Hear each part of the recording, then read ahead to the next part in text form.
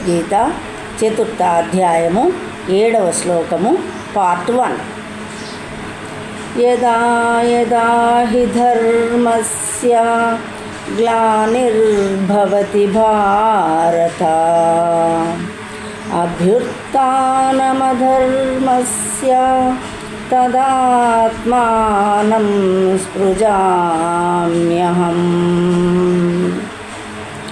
యదా యదా ఎప్పుడెప్పుడు మరియు ఎచ్చటెచ్చట హి నిశ్చయముగా ధర్మస్య ధర్మమునకు గ్లాని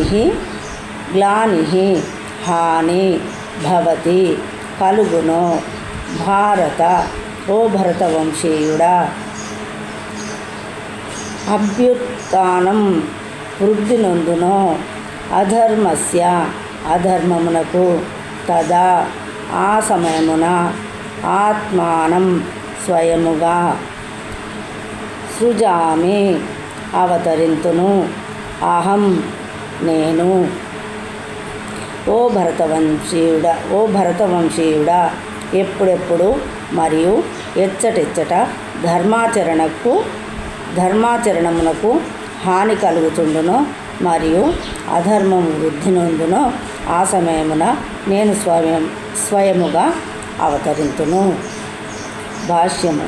ఇక్కడ సృజామి అను పదము ముఖ్యమైనది. దాని నిన్నడును సృష్టింపబడుననేది అర్థములో ఉపయోగించరాదు. ఎందుకనగా గత శ్లోకమును అనుసరించి భగవాన్ని రూపములన్నీ నిత్యములైనందున అతని దేహమునకు లేదా రూపమునకు సృష్టి అనున్నది లేదు. కనుక స్పృజామి అనగా భగవానుడే యథాతథముగా అవతరించునని అర్థము. శ్రీకృష్ణ భగవానుడు నియమానుసారముగా ద్వాపరాంతమున 7వ మనువు యొక్క 28వ మహాయుగమందు ప్రతి బ్రహ్మదేవుని దినమునందు అవతరించుచుండును. కానీ అతనికి అట్టి నియమ నిబంధనలను అనుసరింపనవసరము లేదు.